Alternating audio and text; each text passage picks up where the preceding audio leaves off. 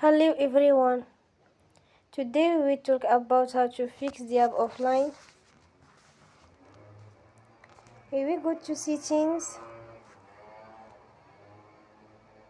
Then we click on apps.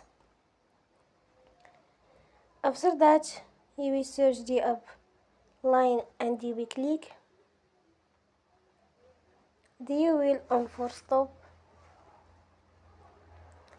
After that, you will go to storage. Then we click on clear cache.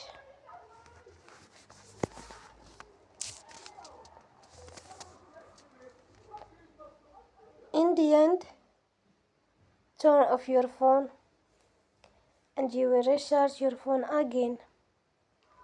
Don't forget to support us by like and subscribe. See you next time and thank you for watching.